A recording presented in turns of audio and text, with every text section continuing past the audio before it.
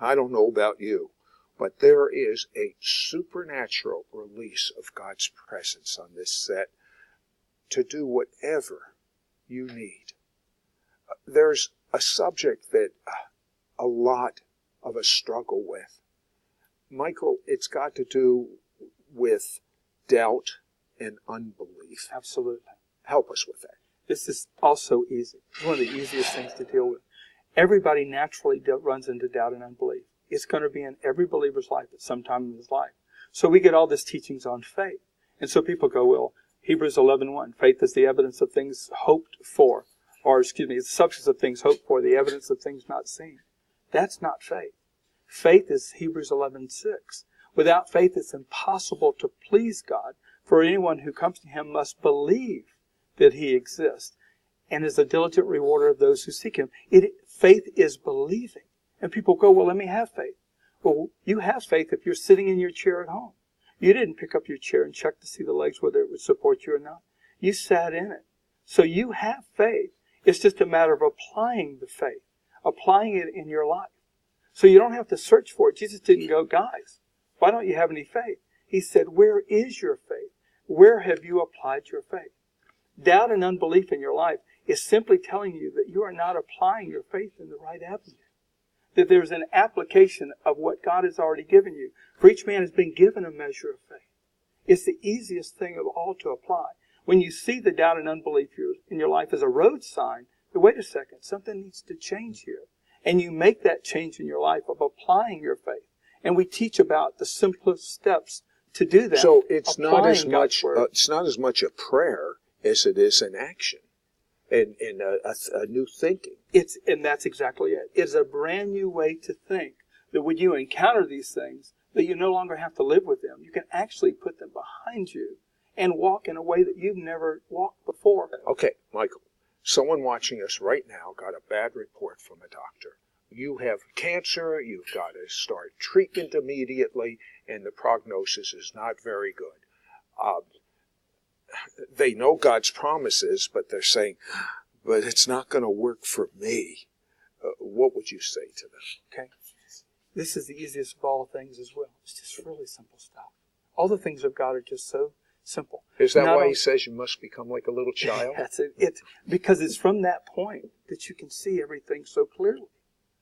What happens here is that fear comes in people's heart. It is a natural reaction. These are natural reactions. But fear never brings life. Fear always brings death. So when you get a diagnosis like this, one of the things you have to struggle with is fear. It is common. Well, the Bible says perfect love drives out fear. So it's a matter of applying. When you recognize that you have it, it's a matter of applying it.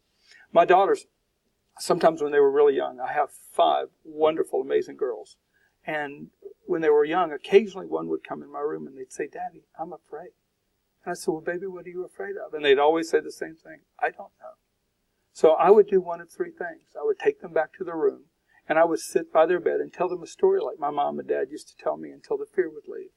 Or the second thing I'd do is if that didn't work, I would just sit beside them and sit there until they fell asleep. And if that took a little bit longer and I was dragging, I'd take a pillow with me and lay down on the floor beside them, occasionally being rudely awakened with one of their faces in front of mine, just checking to make sure I was still awake. But what happened that changed their life was when they came in their room and said, Daddy, I'm afraid. No longer was their fear their responsibility. It became mine. Many of us are afraid to go to our Heavenly Father and say, Daddy, I'm afraid, because we think somehow it's not scriptural. It is okay to go, Daddy, I am afraid. And He will never leave you.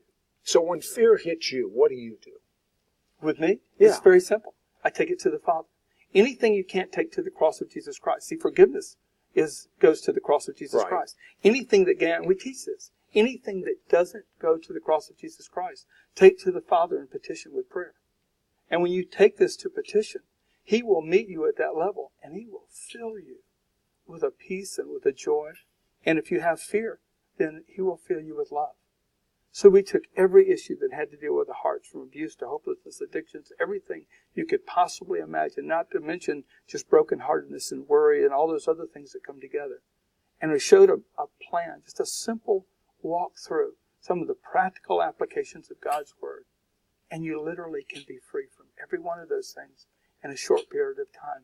And this isn't some pipe dream. We've seen it over and over and over again in every meeting we've been to. Michael, I happen to believe that if you will pray for people right now, whatever way God directs, there'll be I've been feeling such a presence of God on this set that you must pray for the people right now. I'll gladly do that. Walking with God is extremely easy. If it has somehow become complicated, if you're carrying burdens and you're carrying worries in your heart, if fear and doubt are running through your head, if you are busy and so active, if you have sleeplessness, anxieties, fears, the answers are really simple. And they may be much more than we could do in one prayer, but I can tell you this, that hope is on your way by simply doing this and repeating this prayer. It is so easy. Just say this: Father, I give you my anxieties, my fears, and my worries. I give you my anxieties, my fears, and my worries. I lay them down at the cross of Jesus Christ. I lay them down at the cross of Jesus the Messiah. Put them on your altar. Put them on your altar. And I give them to you. And I give them to you. Father, those concerns that are in my heart. Father, those concerns that are in my heart. Those burdens that I am carrying that are not mine to carry. Those burdens that I am carrying that are not mine to carry. I give you those as well. I give you those as well. Father, I desire intimacy.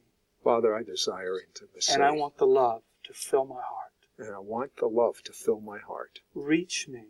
Reach me. And teach me. And teach me. And I will follow you. And I will follow you. In the name of Jesus. In the name of Jesus. I choose to surrender. I choose to surrender. In Jesus' name.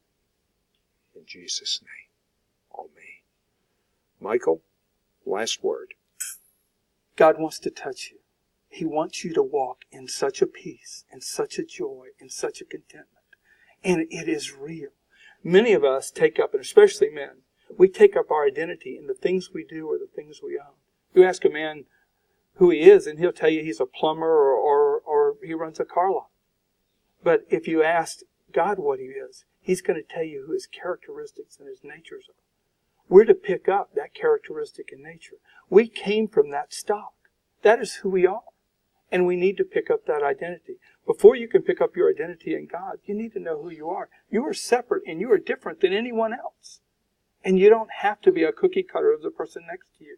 God made you. And you said something so profound. Lots have said this before, but it just carries weight when you say it. It's not what you do for God.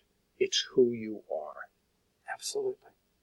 Everything in our life, everything that we have done to this date, isn't made so that we can accomplish things. It's so that we can be accomplished in who we are before God. When I stood before God, He didn't show me all the things I did in my life. Actually, the things He showed me that happened that were so powerful were things He actually did through me. I didn't do them myself. Michael, our time is up right now. But Michael mentioned the day of judgment. There is a day of judgment. And the good news is God has separated your sins, which will be judged from you, if you repent of your sins and put those sins on the cross and believe that the blood of Jesus washed them away. Then when God sees you, He says, "Oh, that's the person I'm madly in love with." And make Jesus your Messiah and Lord. It's so wonderful. God has such a wonderful plan and purpose for your life. You are not a mistake. You haven't missed it. I tell you, you haven't missed it. There is a destiny for you. Yes. There is a special destiny that, like your fingerprint, no one has that fingerprint like you. Go to God. He's the only one that can help you, and Jesus is the only way. The Supernatural Mentoring Kit is finally here.